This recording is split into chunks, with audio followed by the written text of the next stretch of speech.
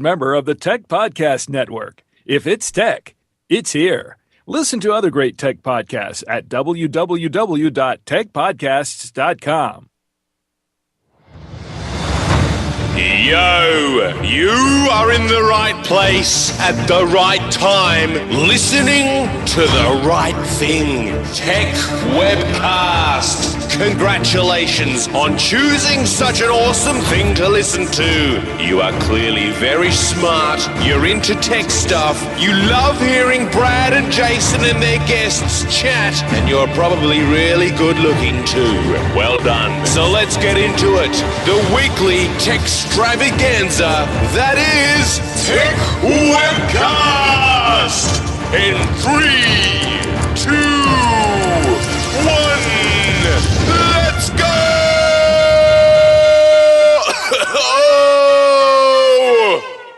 Welcome to episode 243 of Tech Webcast podcast, recorded on the 15th of June 2013. Tech Webcast is recorded every Saturday and rebroadcast on Aussie Tech Heads on Thursday evenings at 7 p.m. Your hosts today are Brad, Jody, Steve, Jacob, and myself, Andrew.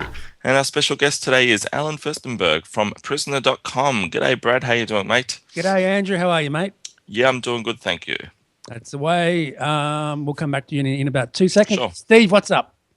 Oh, geez, just so many things. Of course, I was watching the Worldwide Developers Conference, and yes, we did. Hey, you want to see what how big the new Mac Pro is? This is actually, I don't know if you're watching the video. This is actually about the size of the new Mac Pro right there. Are you getting one, Steve? That is the question. No, mine's perfectly fine for 4 or 5 more years. I'm good. He just showed up at toilet roll. No, that's actually, I measured it out. That's like about 10 inches high and 6 inches in circumference. That's about the size of the new Mac Pro, believe it or not. That's funny. That's very true. I know, it is. Same size, shape, everything. That's crazy. Jacob Jones from the US, what's up, buddy? Not much. What's up with you? Not much, mate. Same old stuff. Podcast today. It's going to be fun. Jody, welcome back. Hey, thank you for having me back, Brad. How are you today? I'm very well, thank you. And you're here every week. What's that? I said you're here every week. I am here every week. And guess what? I learned a new word this week. Hey, what's that? Derecho. What does that mean? Apparently, it is a windstorm, kind of like a tornado, but with straight line winds. And we were under a derecho watch yesterday. Fortunately, it didn't evolve into a derecho, but interesting term. If you haven't heard it or seen it before, very kind of scary. Well, I've learned a new word. It's called swell. That's so swell. Cool. We have Alan on. Hey, Alan. Hey there. How are you, mate? You're from the Dan Show, the Google Plus Week. That's right. I do Google Plus Week every Friday and our Android Week every Monday. Yep. East Coast time. Great shows. We'll come back to you in about 2 minutes. Andrew, you went to Brisbane. Yeah, I did actually on Wednesday. I got the call to head up there when we were having lunch, in the middle of lunch. So a lot of fun. I managed to catch up with the Honourable Senator Stephen Conroy, who's the Federal Australian Minister for Communications, and we had a really good discussion for a couple hours in our boardroom in our Brisbane office about what my startup, video startup, Zafo.com, and the National Broadband Network, what might be able to do together. So there's a few things there that, watch this space and we'll see how it goes. But yeah, it was a really good time, and just a sort of a day and a half, a couple of days of sort of busy meetings and things like that. And I got to catch up with my mother and father, who both live in Brisbane, which was a lot of fun as well. Yep, it's always good meeting Bev, which I haven't met, but I will be soon. What was it like meeting everyone there? Yeah, it was really good. As I said, I actually caught up with a couple of people, and they had probably half a dozen or so, reporters and cameras and all sorts of things there. And so it was, it was really good. So quite enjoyed it. And it's great that we're hopefully going to start getting supported by some of the Australian government and so forth for the platform that we will become as we start to mature as an organisation. So it was really great. What was his view? What was his view on Zafo? Well, we gave him a demonstration of what we're doing, and he really enjoyed it. And his first sort of impression was, "Wow, we didn't think something like this existed in our own backyard." Yep. He saw some of the things that we're trying to make better. Obviously, there's a lot that we need to do with Zafa around user interface, user experience. We're creating apps at the moment, but he really liked what we're doing. And the big question he put to us was, "How can we keep you in Australia? How can we do it?" And I just said, "Look, support us, help us. We have a lot of competitors and people, particularly in the US, where we feel that they probably, they can rely a bit more heavily on some of the networks around them, and we just want that same, freedom and luxury in some ways." But look, it went really well, and it was a fantastic introduction to some quite high-profile dignitaries within our federal government. Yeah, that's very cool. Good on you, mate. Good on you. Oh, got Very a quick cool. question for you. Go You think they're gonna give you they're gonna give you support, like grants or Yeah, look, that's a really good question. We put a grant in, which I think I can say public. We put a grant in about 8 months ago for innovation, for what we're doing and a few other things, and we ended up being declined on that grant. So we've actually asked them to look at potentially revisiting that. So I mean, yeah, you're right, Steve. As far as support is concerned, what we want is we would love to have a few grants, or at least even just get a mention now and then. Get some visibility from some of our government elected people, which I'm confident they're going to do. We had spent some really good time together, but realistically, it is that it's about trying to access grants and funds and so forth. I mean, these monies are made available by our government for innovation, for technology, which ultimately helps the economy, because if we can create technology, that's more jobs, that's GDP, it's turnover. So it's just about accessing the money that's already there to try and do positive things. Yep. Sounds good. Sounds good. Now, Jody's got some news, so let's jump into that first. Okay. Interesting story about this may seem a little creepy, but kind of like do-it-yourself brain stimulation. Wow. Apparently, there's studies that suggest that small doses of electricity can do things like increasing your memory, help you learn new tasks, make you better at math, turn you into a sniper in minutes, and also do crazy things like making ugly people seem attractive. But what's really kind of strange, if that's not strange enough, is that this one gentleman who fancied himself something of a musician, he didn't sing or play in perfect key. He strapped electrodes of a device made by his company, zapped his brain's auditory complex with a mild dose of electricity. Now he claims that he has a dramatic improvement in his ability to hear pitch, including the sour notes, and now he's practicing singing and he's more sensitive to it. Now, the thing that's kind of scary about this is this was not under the supervision of a doctor, not under the supervision of a psychologist, and he's not a doctor or a psychologist himself. He just kind of decided that it would be a good thing to do to zap his own brain. And the scary thing is that they're seeing this as being something of a trend.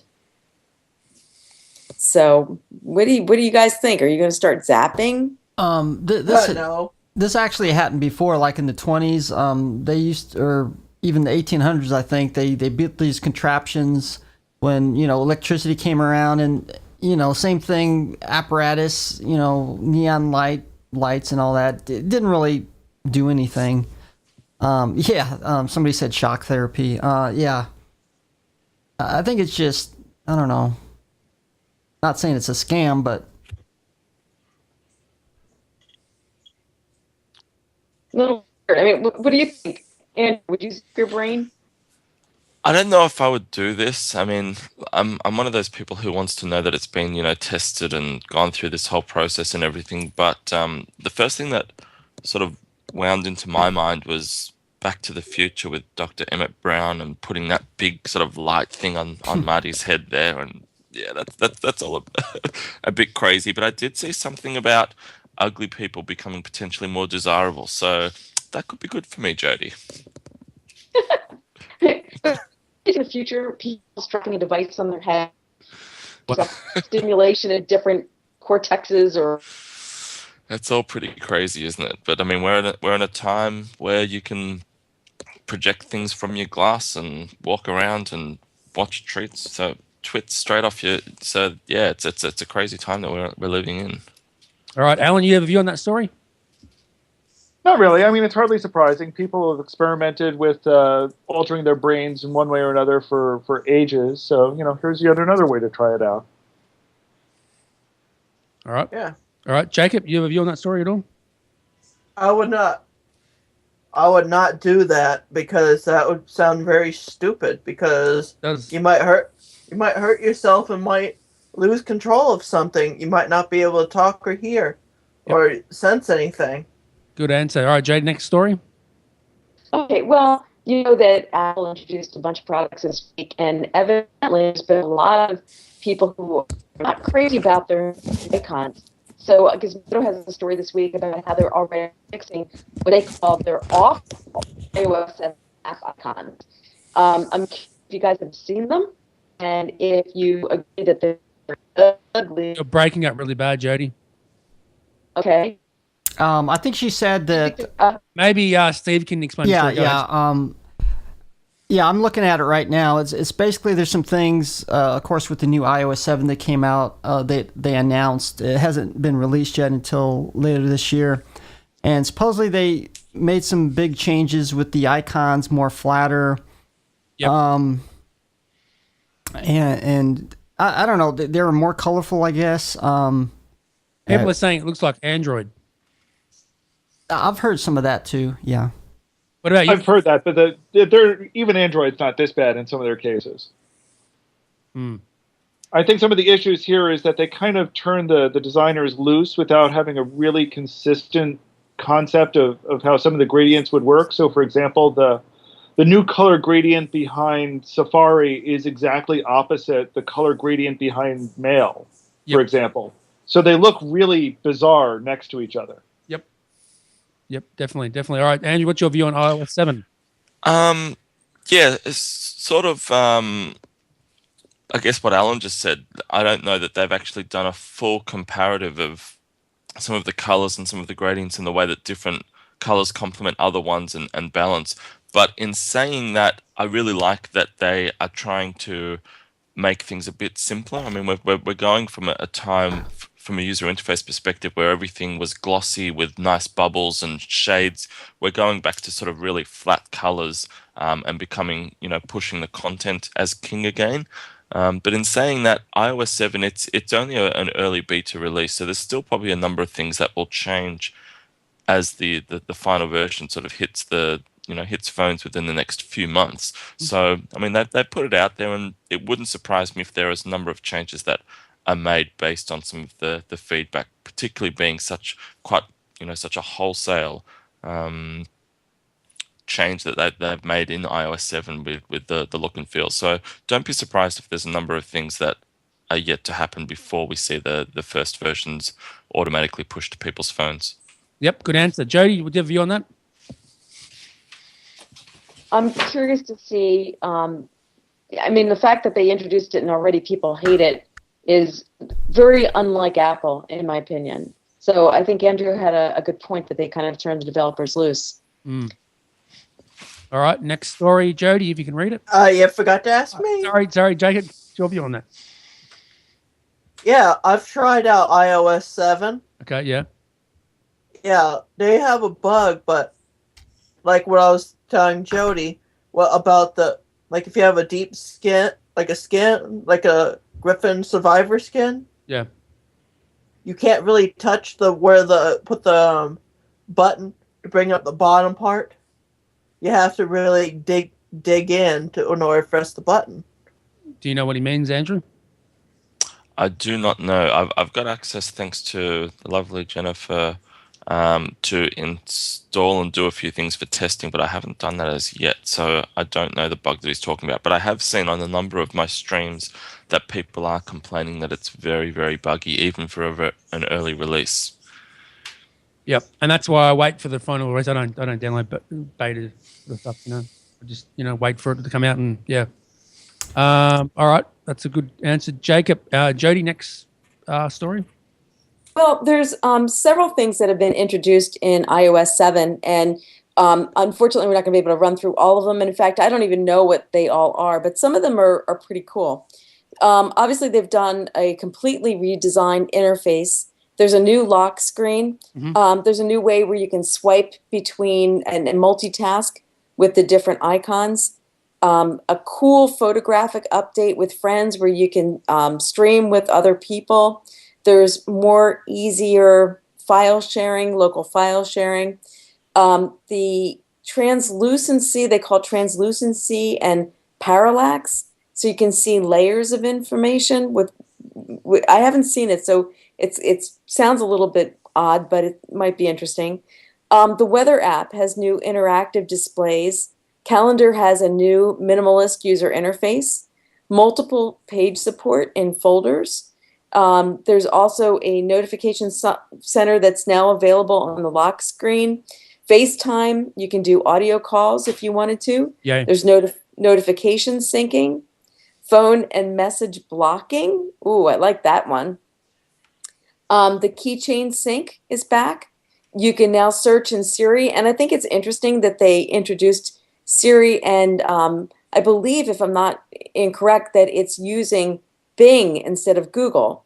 And I know that there's been a little bit of friction between Apple and Google now that they're both kind of in the hardware business. So I don't know what that's going to entail, and I'm curious to conjecture with you guys what you think that might mean for the future.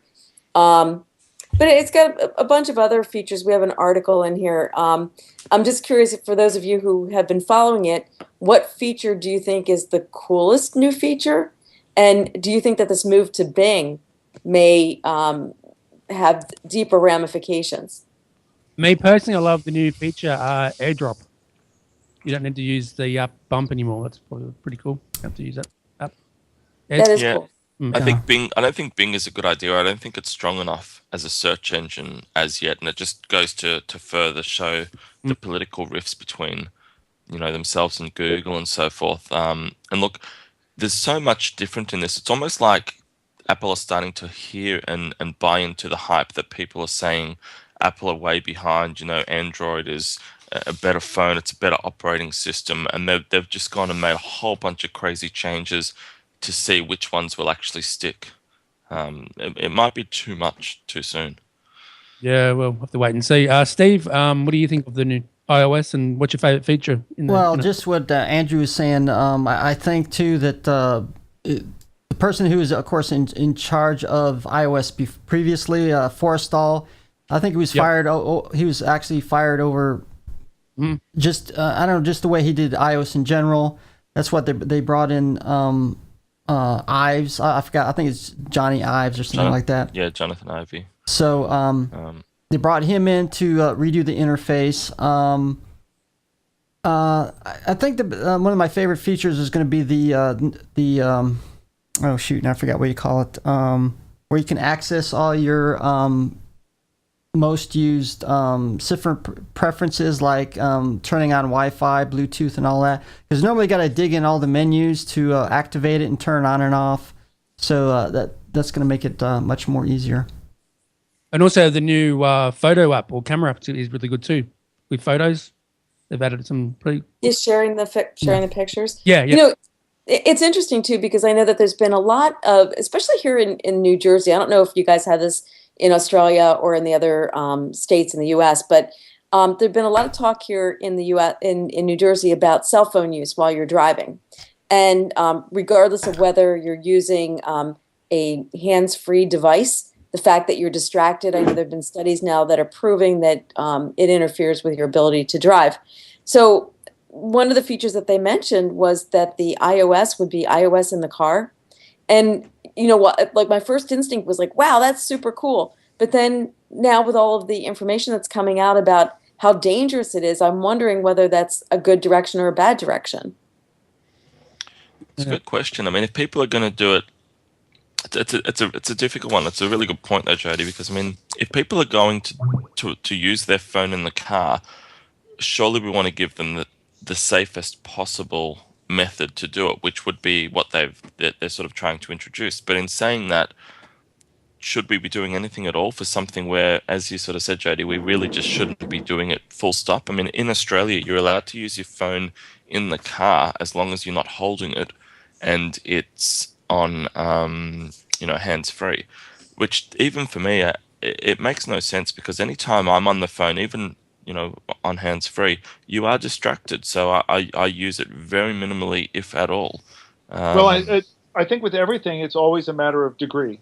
So, for example, when radios first started being put into cars in the 50s, there were a lot of studies showing just how much of a distraction radios were causing to drivers. I think anybody who has a child in the backseat of a car knows just how much distraction a 4-year-old can do. But, these days you're not going to drive without having a radio, and you're certainly not going to drive without having the child in your car if you need them there. So it's a matter of degree, and it's a matter of learning how to work with these things, and it's a matter of choosing appropriately.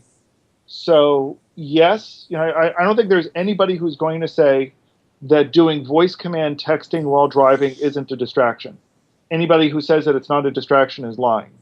On the other hand, it's probably less of a distraction than trying to type it out on your phone and look down and see the response. So as with everything, it's a matter of degree and making the correct decisions. Good points, Alan. Good points. Yeah, good points. I agree. Jacob, what's your view? Well, I have something that could go with that a little bit.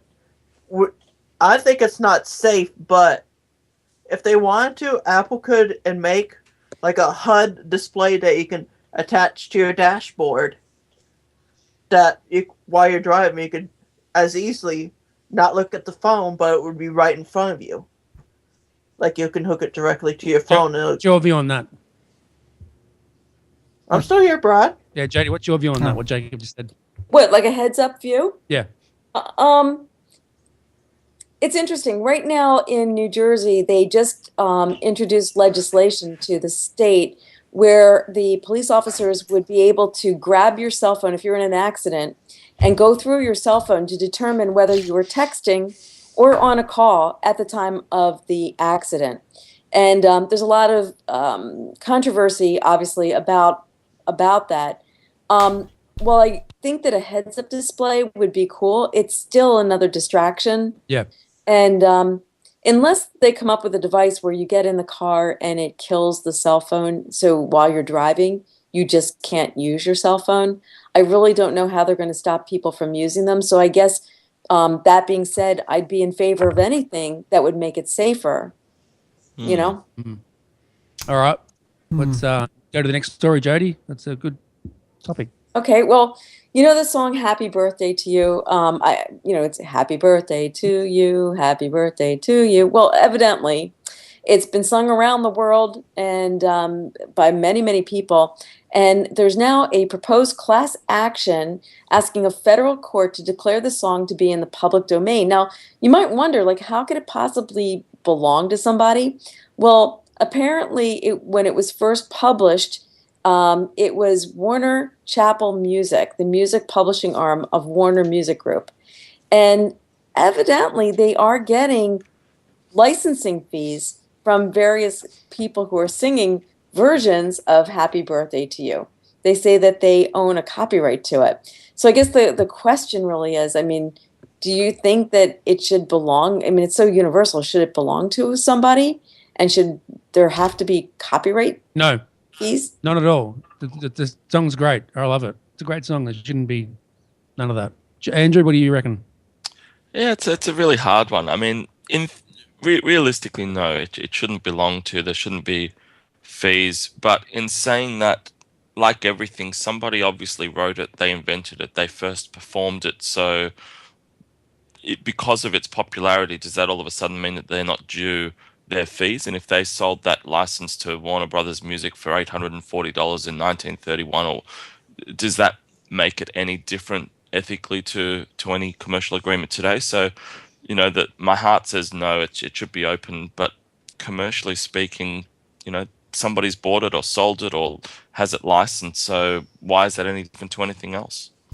Well, and I don't know whether this would make a difference or not, but originally when it was published in 1893, It was called Good Morning to All, and it was written by sisters Patty and Mildred Hill. The public, and I don't know who started it, but somebody started singing the words Happy Birthday to You soon after that. So really, we're not singing Good Morning to All, we're singing Happy Birthday to You. And so again, I don't know whether that would change your opinion, Andrew. I'm just throwing it out there. Yeah, well, if it was a song generated by Chinese whispers from one place to another, then you can certainly, question whether or not any individual owns it if it's just a mashup from a number of different people. At which point, you know, yeah, as I said, at which point probably it does change opinion a little. I know that Disney actually owned Happy Birthday for a number of years in the middle there. And it's always been one of those songs that I knew was owned by somebody, but similar to what sort of Brad said before, it's always for me been a question of how does someone own this? And does this mean that if someone sings Happy Birthday in a movie, they actually go and pay Warner Brothers money for, to sing Yes. that? It's kind Yes, they of do. troubling. Yeah. That's actually how this issue came about. Is a company that was doing a documentary on Happy Birthday to You, was basically given a bill for their licensing for it, and they said, "But wait a minute, we've got, as part of this documentary, they had accumulated a great deal of evidence showing that it probably was in the public domain," and they refused to pay it, and that's basically why the company that prepared the documentary is now taking Warner to court over it. Well, actually, I knew Happy Birthday was copyrighted, but it might actually be covered under fair use, which kind of covers if you use certain songs or media that is copyrighted or something like that. You're allowed to use it for news reporting, documentaries, parodies. So it might actually be covered under fair use, where you sing it for somebody's birthday. Here's part of the problem with fair use. Fair use in America is a fairly well understood concept. It's enacted into law. Fair use is not a concept worldwide. So different countries have different ways to act on that and deal with it. And certainly there would be some countries where it is copyrightable, or at least presumed copyrightable, and not usable under fair use. But even in a movie, in almost every case, a movie would be required to license it if it was copyrighted. Yeah, it depends how you use it too. If you're making money off of it, but okay. All right, Jake, what's your view on that story? The Happy Birthday song, they should make it free for everybody to use. Yeah. I but reckon they should do it as well. That kills it. It's not that hard to get either, Actually, Brad, we might have to delete that previous show that we sung Happy Birthday. Never. Never. It's all right, guys. I sent the check in. Oops. All right, Jake, next story. Okay, so there's an epidemic happening right now, and that is with cell phones being stolen. We have situations where people are walking down the street and somebody comes up behind them on a bicycle and grabs the cell phone right out of their hands. And part of the reason why it's epidemic is because when somebody gets a stolen cell phone, there's no barrier to having it turned over to another user. So what's happening is prosecutors across the U.S., and I don't know how you handle this in Australia, so I'm curious, so you can share that as well. But what we're trying to do is make sure that smartphones would have a kill switch. In other words, if somebody stole the smartphone and they reported it stolen, then somebody wouldn't be able to grab that phone and use it again. I think it's insane that there is no way to track the phone currently, or they're just not doing it. But I'm curious. I think that you handle it better in Australia, if I'm not mistaken. Well, we just don't carry our phones in around when we're walking. I don't anyway. Andrew, do you do that? What do you reckon?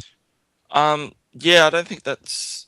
I'm not sure how we handle it better, particularly, but I like the idea of this kill switch for phones, but I think it does sort of open a can of worms in a way, because what happens if somebody steals your password for your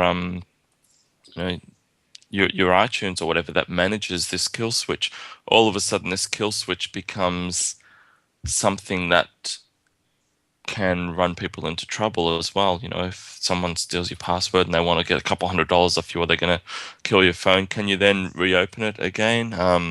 I really like the idea of it, but I think they need to put some solid thought around making sure that it doesn't have potential repercussions if it's misused.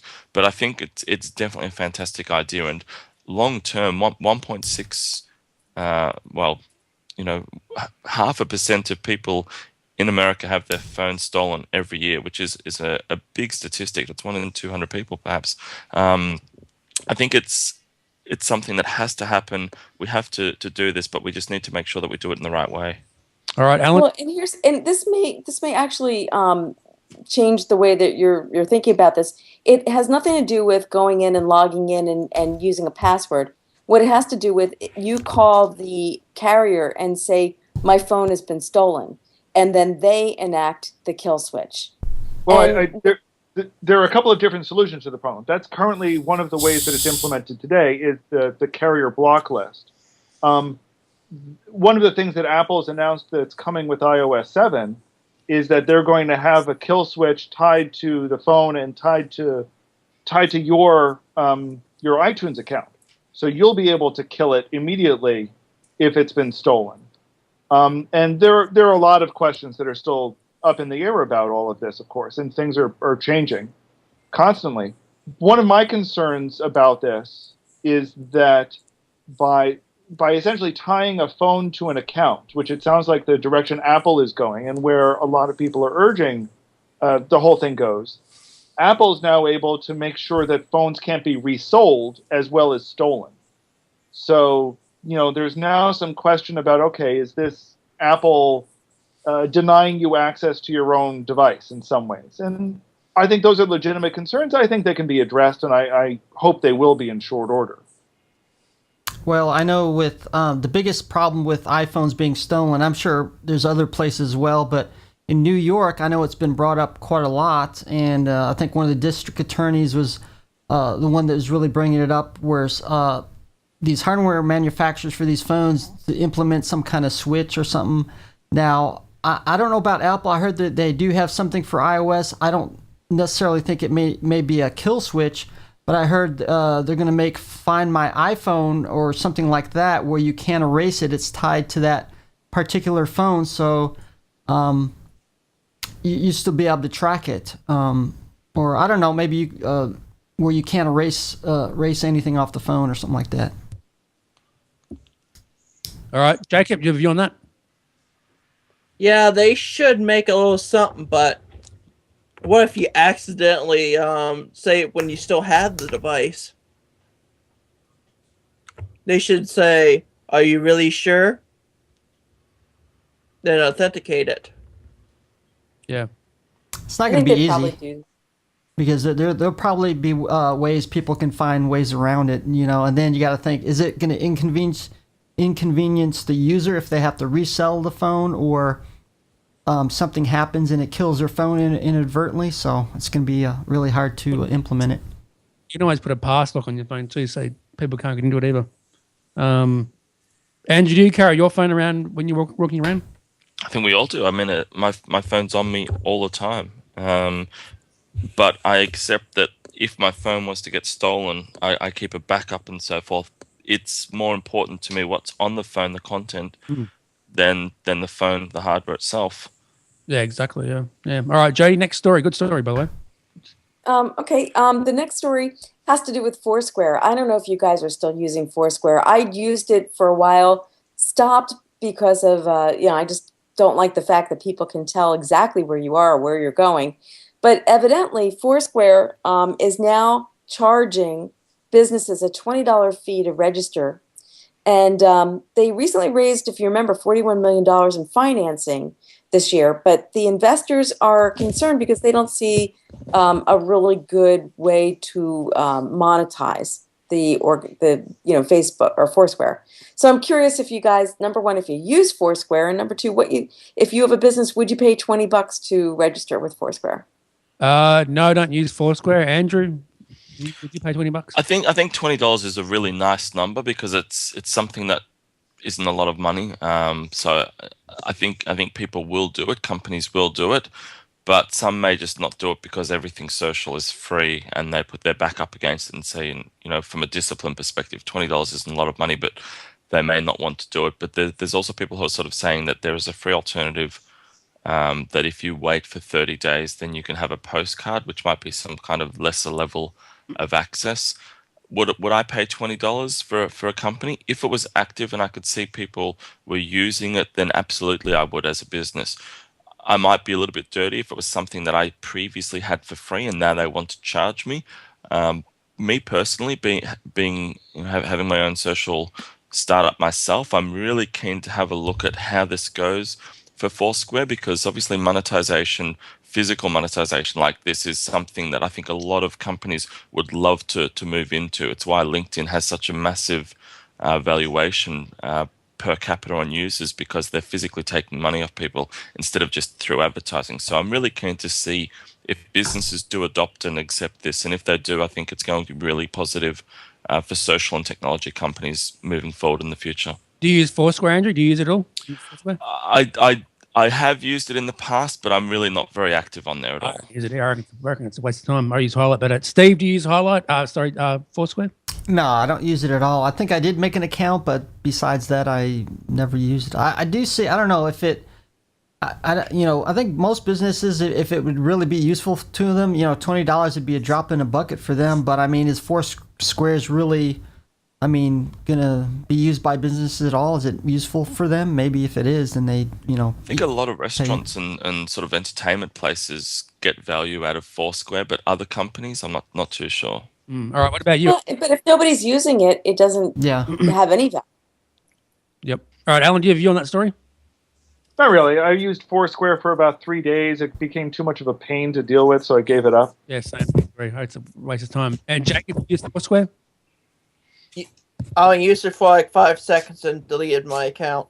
All right. Okay, Jay, you don't use Foursquare, do you? I used it for a little bit, but then I stopped. As everybody. So. Yes. Some of the investors were right. Because there was so much hype about it. But I stopped using it for a couple reasons. One is because I don't like the idea that people know where you are all the time. And if you think about it, if you're advertising, hey, I'm over here, I'm over there, what you're doing is you're leaving your home, susceptible. I mean, I don't know. I mean, it just doesn't seem to make a whole lot of sense. What I liked about it from a business standpoint is that if you're out and about and you're looking for a deal, it would notify you that there's something nearby, that there was a special, or something that may be of interest. Shoes on sale over here, free appetizer if you go there. And I did use it a few times to check in when I was out at a restaurant, because the restaurant would have a special. But I guess I stopped using it again because I just felt that it was too invasive on my privacy. Yeah, true. I agree. I don't use it. All right, next story. This one's kind of cool. Groove. It's an app out of Canada, and apparently it's tearing up the charts. It reaching a top 10 spot in over 30 countries, climbing to number 1 in the Canadian App Store over other music apps, including Rdio and Songza. And it's part of a Montreal-based Founder Fuels, or kind of like an offering. And right now it's gone free, and it's racked up over 85,000 downloads in just 24 hours. Wow. So, yeah. So just informational. If you guys are interested in checking out a new music app, it's kind of cool. And the last story really has to do with Facebook. Can't do a whole podcast without talking about Facebook. Unfortunately. Yeah, I know, right? Evidently, they just recently this week launched hashtags, and conjecture is that the hashtags make it now searchable, kind of like its own little search engine. So I'm just curious if you guys are going to be using Facebook hashtags. Also, Jody, do you want to mention there's going to be an event on Thursday? Apparently, there's going to be a news feed added as well. Yeah, they're talking about whether, because Google Reader died, they're talking about whether that's going to be what they're announcing, and it kind of seems like it would be, because the invitation apparently that was mailed out, and unfortunately I don't know how mine got lost in the mail, but how did it get lost in the mail? You should have went. You should. I don't know. It just never got here. But apparently, the invitation was a snail mail printed invitation that said that a small team has been working on a big idea. Wow. Join us for coffee and learn about a new product. And it had a coffee ring printed on it. It might be a new coffee app, maybe. Have you been to Facebook, Jody? No, I have not. Well, you should go. Yeah. Okay. You should go. Sounds good. I don't use hashtags on Facebook. Andrew, do you use it? Well, I'll actually probably stop using hashtags. No, look, I do use Facebook hashtags from time to time, only because my Facebook talks to my Twitter and so forth. So I think the hashtags kind of match up. But I think hashtags is just a next evolution. It's an obvious evolution of where people use them so readily on other networks. It was only a matter of time until they came to Facebook. And I've already seen just in the past 24, 48 hours, lots and lots of hashtags, obviously more than usual. And that's because it's fun and exciting now. But it will, in the next few weeks, it will be interesting to see how they go, if people keep using them or whether or not it sort of plateaus out. But I don't think I'm really looking forward to seeing what's trending on Facebook. I think it might be a bit too much. Yeah, I agree. What about you, Alan? What's your view on that story? I find hashtags to be one of the biggest scourges on the internet today. I find them vile and repulsive. I have hated them ever since I first saw them. I find them difficult to use, an utter pain, and I find they clutter up conversation more than they improve it. That said, I suppose I could speak worse about them if I tried. That said, I think the Google Plus implementation of hashtags is finally beginning to get almost decent, but only beginning to and almost. And I think the way Facebook has done it isn't terrible, but it also isn't very good from what I've seen of it so far. It pops up this window completely. It's kind of this. It looks like it's kind of bolted on the side, which I suppose it is.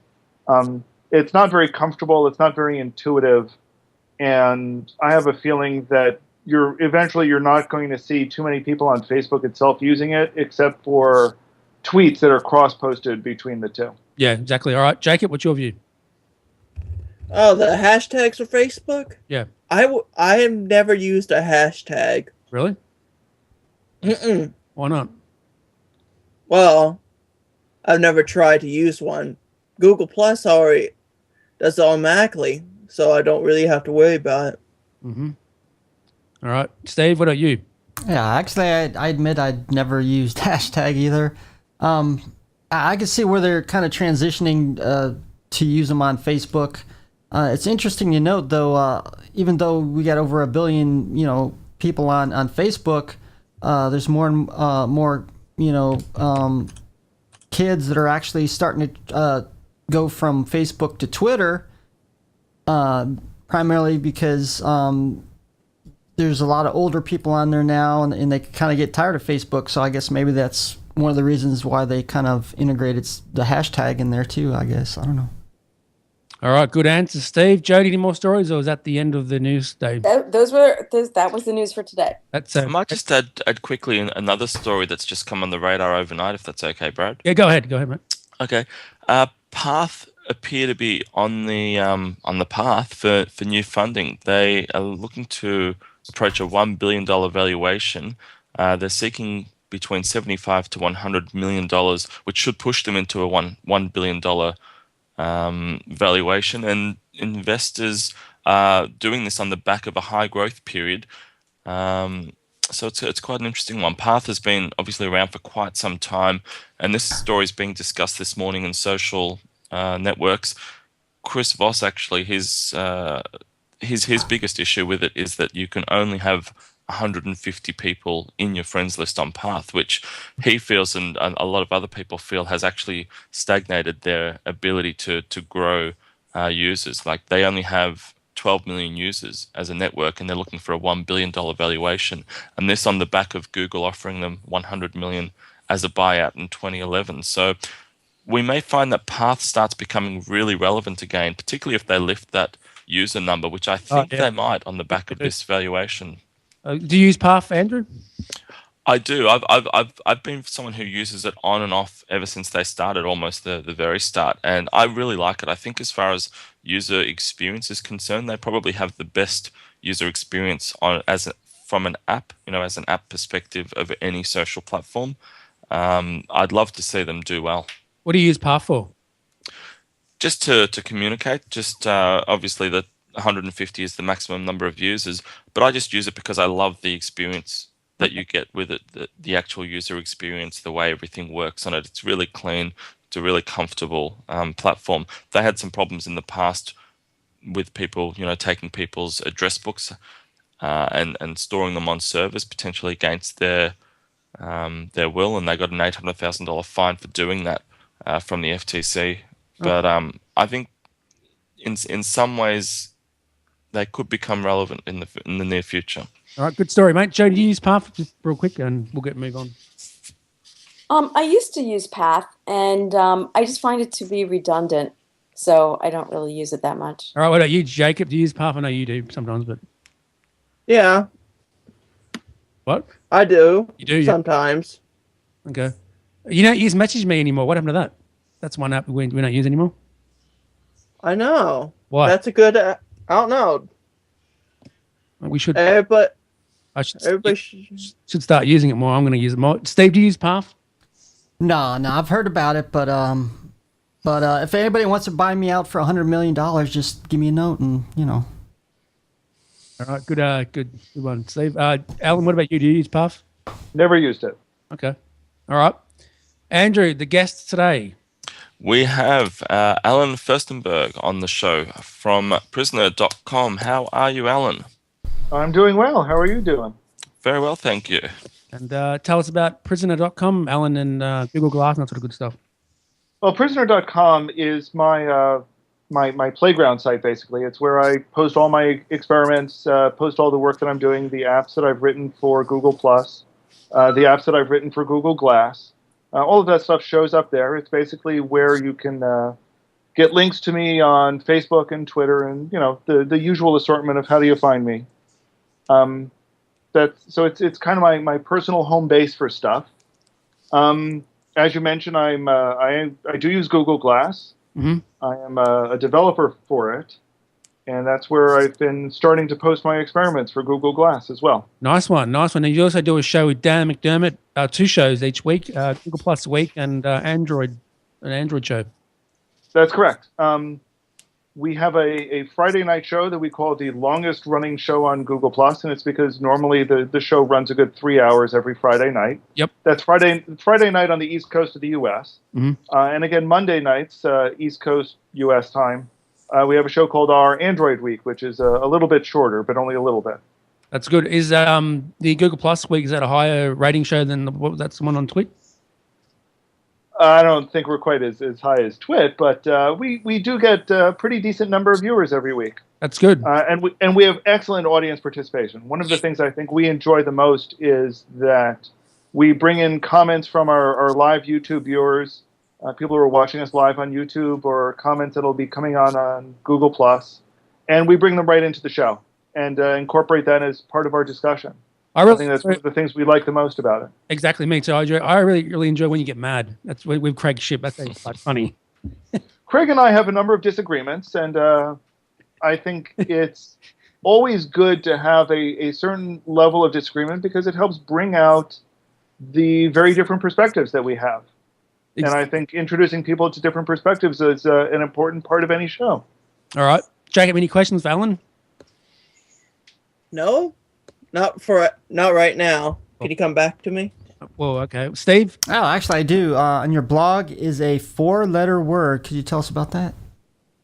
Sure. I've had I run this blog called Is a 4-Letter Word, and the way it works is that every entry has one or more 4-letter words associated with it.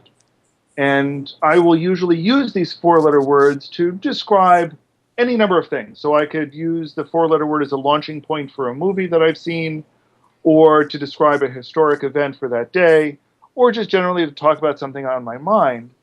But it always centers around a 4-letter word. And I think part of that is to a hobby that I've been kind of pursuing for years now on wordplay, just kind of restricting myself to a single theme and focusing on that word, and then exploring how that word actually has different meanings. And in general, looking at how four-letter words have different connotations behind them. We always have very negative connotations behind four-letter words. They're curses. And instead, we've got a lot of very, very rich, very expressive four-letter words that are not, and exploring some of those. Sounds challenging, actually. Well, it is challenging, but all good, literature, and I certainly don't claim that this is good literature, all good poetry, all good songs, all good literature are challenging in some ways. They all constrain you, and it's a challenge to write within those constraints and see what comes out of it. All right, Jody, any questions for Alan? Yeah, why Prisoner? Prisoner is a name that I got from the first bulletin board system that I was ever on. It assigned me the number 6, and a friend of mine, noticing this, commented, "Hey, you're the prisoner." I gave him this kind of strange look, and he introduced me to a BBC miniseries from the 60s known as The Prisoner, which focused around a lead character who was assigned the number 6. And the miniseries as a whole explores questions of power and privacy and technology and the role of a person in society, and all sorts of other, concepts along these lines, some of which were very near and dear to my heart. So when I adopted the name, and as I moved from system to system afterwards, I continued calling myself the Prisoner. And it's a name that's stuck with me for these many years now. Good name. There's also a show called The Prisoner. Did you know that, Alan? I probably told you that. Somebody told me that recently, that there is an Australian show known as The Prisoner, which I did not know until now. That was me actually told you. Were actually on Tech Lust. That's when I told you. Is it based on the BBC version? No, it's not. It's actually okay. It's made in Australia. They've actually made a new series of it on Foxtel. It's really good. It's really good show. You should check it out. You've seen the show, have you, Andrew? Yeah, of course. It was a 1980s sort of drama show. Obviously based, it was a half-hour show every night or once a week or something, and based around half a dozen female prisoners at a prison and the ups and downs that they had and so forth. So it was a very, very popular show in its day. Yeah, and there's a new version of it. Yeah, it still gets 2 a.m. reruns every night and things like that. Really? Yeah, for Prisoner. What channel? I wouldn't have a clue. I just know that my sister, I spoke to her probably some months ago about this, and she said she still watches it. So wow. Actually, there's a American miniseries that was made based on The Prisoner. Oh. Yes, there was. I believe it was either AMC or A&E made it a few years back. Very, very loosely based on the original BBC show. Very loosely based.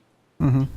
I think this one might be different to what we have over here. I'm not sure if it's the same one or not, but yeah. All right. Any more questions for Alan, Andrew? Yeah. You're one of the early Google Glass explorers. Just a couple of questions around that. Are you enjoying the Glass? Do you think it's going to be something that we get used to, and wearables as a whole? And are people sort of harassing you? Do they come up? Do they want to have a look and touch and feel and ask you questions and things? What have been your early experiences around that? Well, first of all, I find it an incredible, incredible product. It's an incredible device. It has some very ambitious goals, and I think it's mostly hitting those goals perfectly. I do get a lot of people asking me about it or reacting to it. Mostly positive, not entirely so, but mostly positive. And I think part of my role as an explorer is to help share that with people, to help people understand what its role is and what they should be concerned about, what they shouldn't be concerned about, more importantly, and just kind of get an understanding of what the device is and how it's used. That's part of my role as an explorer, and I kind of knew that it would be. And in doing so, I'm hoping at least that I'm helping ensure the success of this product. Well, how did you become a developer of Google Glass? Because I mean, for the people to even try it, they got to spend $1,200, go to California to pick them up. I mean, so how does the developer, how does it affect the developer? Because obviously you got to have Google Glass to see how it's going to work. Yes. In fact, that's actually one of the requirements to be a developer is you actually have to have it. They don't give you access to the APIs unless you've picked up your glass already. I got involved in the project last year at Google's developer conference in 2012 called I/O. And in the keynote address at I/O, some of you may remember, they had a bunch of people jumping out of a blimp above the Moscone Convention Center that we were at, wearing Google Glass. And you would see this first-person perspective of the skydivers jumping down, and then a bunch of people doing tricks on bikes, and then a person rappelling down the wall, and everybody eventually running into the keynote address where we were all sitting. That was impressive looking and kind of, exciting. But, that's a first-person camera. We've seen that sort of thing before. I think what really started to sell me on it was some of the videos and some of the things they were talking about immediately afterwards as part of the keynote, where they talked about how it was really different. It was a personal device in a way that we've only begun to see personal devices so far. And certainly in using it since, I've come to appreciate just what a personal device really means. It's the sort of device that when you want it to be there, it's there. And you can rely on it being there. And when you don't need it or don't want it, it's out of the way. You don't have to worry about it. And that was the sort of thing they started introducing us to at I/O last year. As part of that, they announced that people would be able to sign up for the developers program, the Explorer program, as they were calling it. And it would be limited to just those people at the conference itself. So about 2,000 people at the conference signed up for it, and I was one of the last to do so. I did so on the last day, literally on my way out the door. And we were told what the price was going to be, and we were told we weren't told about how we would get it, but we were told that it would be sometime in early 2013 we would learn more. And in early 2013, I was beginning to think about the price and think about whether I really wanted to do this or not. And they kind of, at that time, introduced what they were calling the Foundry project for it. So a smaller group of people would be invited to get a first crack at learning how to develop for it. And I signed up for that and was accepted. And I spent two days intensely learning how to do it and experimenting with the API in a hackathon environment. And at the end of that, I was sold on the fact that this was an incredible device. It was different than anything we had seen before. It was not the virtual reality that people thought it was. It was something new and different. And I wanted to be part of that. All right. Good answer, Alan. That's great. That's a great thing there. You go. Jody, any questions? No, I was also curious about his experience, Alan, your experience with glass. And, do you think that this is something that's going to revolutionize the way we view the world? Not exactly. It's not really a device that changes how we view the world, except in the fact that it lets us actually look at the world. We're no longer, it kind of says, you don't want to bury your face in a cell phone. You don't want to have to hide behind a camera lens and in the hope of catching the good picture. What you should be doing is being out there, getting out there, living life, seeing what's around you, being part of what's around you, and still have the connection when and where you want it or need it. And that's, I think, the truly different thing about glass compared to what we've seen in the past, is that it encourages you, in some ways it almost forces you, to live in the world that we're living in and be a part of that world. And I think that's really the revolutionary thing about it. All right. Jacob, any questions? One. Go ahead. How do you like the Android app that comes with the Google Glass? It does come with an app called My Glass, which basically helps you do some basic maintenance tasks. I tend to use the web version more than the Android version of it. And it does more or less the same thing. I don't use it very often. I don't need to. I think the biggest thing I use the Android app for is being able to show people what I see on my glass display at any given time. It has the ability to echo what glass is showing. And that's useful to help people understand what it does and how it works.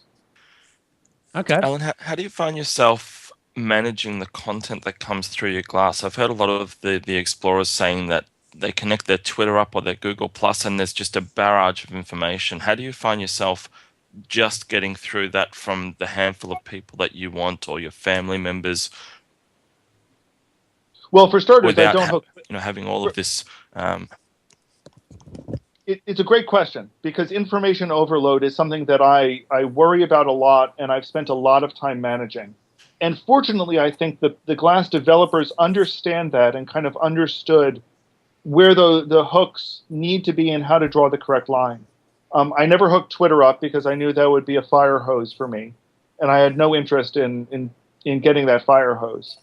I do get Google Plus notifications through it, but not all of the notifications come through. They filter that down a little bit, so that's good. Only my priority inbox for my Gmail comes into it. So instead of getting every single email, I only get the most important emails that show up. And I've limited who is able to send me text messages through it. So all of these things really mean that it's a notification for only the most important things to me. And even then, it makes it really easy for me to get this little chirp in my ear. I can take a quick glance and determine if this is a message that I really care about. It takes no more than 5 seconds, and I'm back on with my life. It's hardly an interruption. Certainly not the same kind of interruption that I get if I hear, if my phone vibrates. I now need to pull the phone out. I need to unlock it. I need to look at who it is and see that it's worthless and, go back and put it away. That's a much bigger interruption to my day. So I feel like Glass is a very, very tiny interruption, almost one that isn't there. So, Alan, got a couple questions for you. One, do you wear it to bed? And two, how long does the battery last for? And that sort of good stuff. And what sort of weird questions do you get asked? That was actually 3 questions. I don't wear it to bed. There's not much point because my eyes are closed during that time. That's a good point. That's when I charge it, and it does need to charge. Yeah. My experience has been, and they say that it lasts, quote, about a day. Okay. And my experience has been is that, yes, if I'm doing normal stuff on it, and by normal I mean, I get the usual round of notifications. I send an average number of messages out. I take several, but not too many photos, and I take a video, 1 or 2 videos, no more than 10 seconds each. It lasts about 8 hours, about a day. It's when I start shooting videos longer than that. It's when I'm, constantly shooting photos. That's when the battery life goes downhill fairly quickly. If I'm in a hangout, forget it. What about videos in HD? What do they shoot? Record in 720p or 1080p or what? The camera is 720p, and those are recorded and saved on Google Plus. Nice one. What sort of questions do you get asked? Weird questions you get asked from people?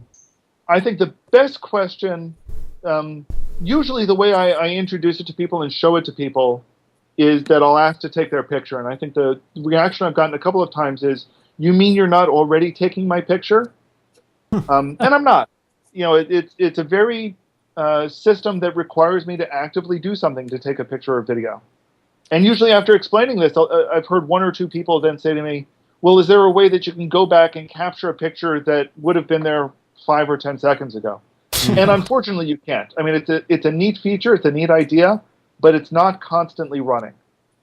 I think the coolest reaction I've gotten into it so far was I was on an airplane flight fairly recently and was wearing it on the flight, turned off because it's a computer, so you have to have it off until you're above 10,000 feet.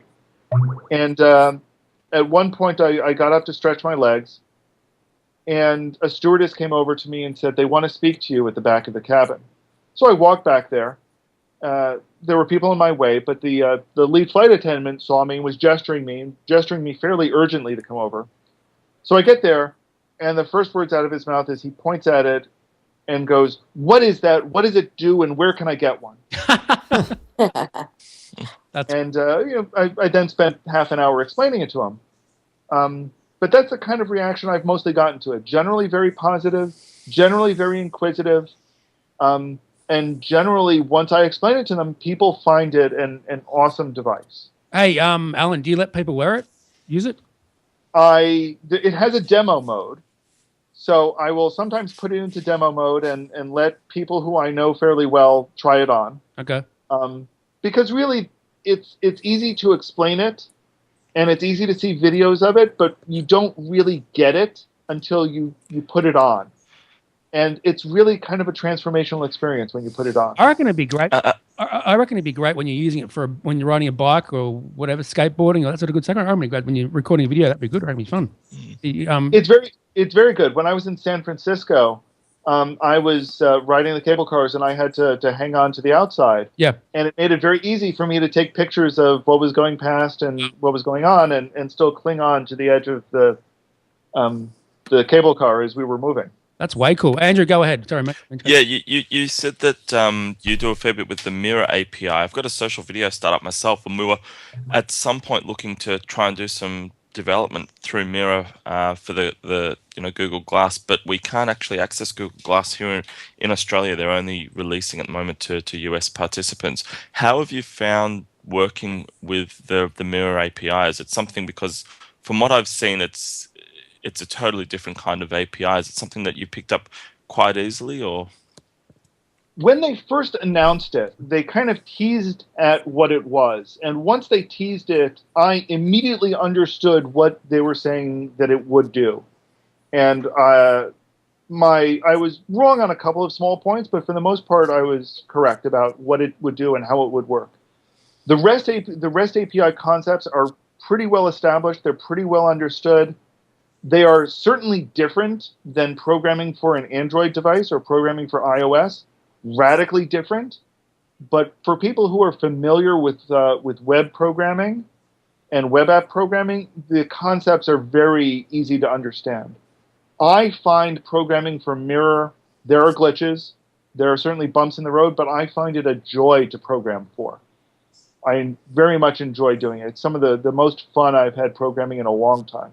All right. Good stuff. We need to wrap this podcast up because it's been going on for like an hour now, and this gets replayed on Aussie Tech Heads on Thursday nights before 7 p.m. Before 7 p.m. ish. Where can I get you at, Alan, when that's sort of good stuff and they can write to you? People can find me at prisoner.com. You'll have links to my email there, links to how to find me on Google+, links to how to find me on Twitter, links to all the stuff I do. Just go to prisoner.com. And I'll put that in the show notes. Andrew's final thoughts and that sort of, that sort of good stuff. Thank you for being on the show, Alan. We really appreciate your insight. And, be sure to tune in to Tech Webcast. If you want to get me, you can get me at zafo.com/@Andrew or Facebook and Twitter, Ari from Oz. And me, you can get me at Twitter on Brad Oz and Tech Webcast. Also, I just want to say a big thank you to Craig. Shout out to Craig Ship. He actually bought me a new watch to review coming from Amazon. It was actually a Casio G-Shock. You know them, Andrew? Yeah, I do. It's a great quality watch. So that's fantastic little gesture there by Craig Ship, our friend from the Hangout 10 network. So be sure to check out some of his Google Plus Hangouts there. Yeah, definitely. Check out his show on Monday nights, Hangout 10, hangout10.com. That's the show he does each week. Jody, final thoughts? Anything at all? Well, I appreciate Alan coming on. You can find me on Twitter as Sunswept or the usual places as either Jody Rains or webmarcom.net. All right. Steve, final thoughts? Yeah, it was interesting on how the development for the Google Glass works. You can find me on Twitter at chatterbox_live. And Jacob Jones, do you have anything to say before we go? Yes, it's a good thing you didn't get the new one that had a breathalyzer in it. Really? Yes. I didn't know that. Yeah, it's blue. It beeps at you. If you're over the limit, it'll start beeping at you and say, you can't go anywhere. Is that true, Alan? Is that true what he's saying? I saw a picture of it. G-Shock with a breathalyzer in it. Oh, wow. The tube is so small, it can't fit in there. All right. Okay, that's it. Wow. Let me say where I am. You just said that, mate. You already said it. Jazzbot326691Z. And mention TechCluster. At techluster.com. That's a good. And at Tech Luster, Wednesdays at 10 p.m. Eastern. Who do we have on this week, Jacob? Corey from Google. That's it. She's a legend, that girl. She's, appreciate her time. Last week we mucked up, so yeah, it's good that we sorted that out. So yeah, Andrew, do you want to say anything before we go? Is that it? Zafo.com. Yeah, okay. Zafo.com. There you go. Check out my startup while we're plugging things. And we'll see you all next week. Yeah, Zafo.com. It rocks. Hi, Glenn from Aussie Tech Heads. Join Will, Eric and myself as we bring you the latest, most up-to-date important tech news that affects you from Australia and the world. A weekly podcast available each Friday through iTunes. Watch the live stream recording of the show at live.thesecrethub.com each Thursday night 7:30pm or GMT plus 10. Call in live via Skype or chat in our lounge. However you get us, just make sure you do. Listen or visit our website for more information, www.aussietechheads.com.au. Aussie Tech Heads, Australia's longest running tech news podcast. Well, that's it for Tech Webcast this week. Thank you for tuning in. We hope you enjoyed having your mind expanded. Tune in next week for more tech talk with Brad, Jason, and whatever crazy guest they've managed to rope in. Don't forget to get the Tech Webcast app from iTunes. Follow us on Twitter at Tech Webcast, and of course check us out on Facebook too. Until next time, may the tech be with you. Peace!